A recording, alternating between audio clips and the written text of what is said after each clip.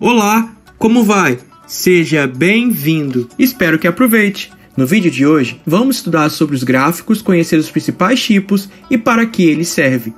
Os gráficos são recursos utilizados para representar um fenômeno que possa ser colocado em números. Assim como os mapas indicam uma representação espacial de um determinado acontecimento ou lugar. Os gráficos apontam uma dimensão estatística sobre um determinado fato. Os gráficos são lidos de forma única, tanto na área das exatas quanto na de humanas. Porém, na geografia, eles nos ajudam a interpretar uma leitura social de um tema específico. Veremos ao longo do vídeo alguns exemplos de aplicações. Vamos nessa? Os gráficos em coluna indicam um dado sobre diferentes variáveis e não dependem de proporções. É um método de investigação usado geralmente nas áreas de estudos das ciências sociais. Essa investigação atribui valores numéricos às observações feitas na sociedade. Os dados quantitativos, ou seja, que podem ser colocados em números, são indicados na posição vertical e as divisões qualitativas, ou seja, os dados que não podem ser colocados em números na posição horizontal. No caso do nosso exemplo, o dado quantitativo é o número de habitantes e o dado qualitativo é o país que esses habitantes representam.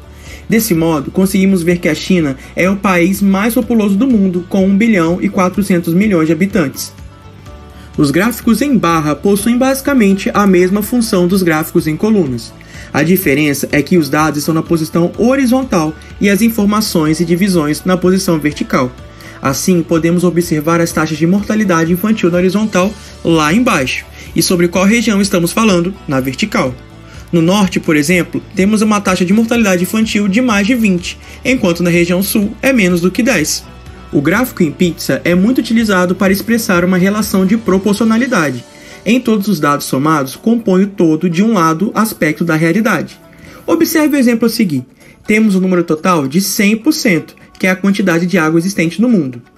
Dentro desse total, podemos ver a porcentagem de como essa água está. A água congelada, por exemplo, representa 71% do total no mundo. O gráfico em linhas é utilizado para demonstrar uma sequência numérica de um certo dado ao longo do tempo. Nele, é possível observar as transformações de um determinado fenômeno ao longo do tempo. No exemplo a seguir, vemos que de 1960 a 2010, a população urbana brasileira aumentou e a rural diminuiu. No vídeo de hoje, conhecemos o conceito de gráfico. Vimos que eles podem ser usados tanto na matemática quanto na geografia, além de conhecer alguns tipos de gráficos e suas características. Agora com você, procure no Jornal na TV ou no de papel um gráfico que informe sobre os números de casos do coronavírus no Brasil. Faça uma análise e responda. Qual gráfico é esse e por quê? Envie sua resposta para o e-mail moralinterativo619@gmail.com e não se esqueça das nossas hashtags. Até a próxima!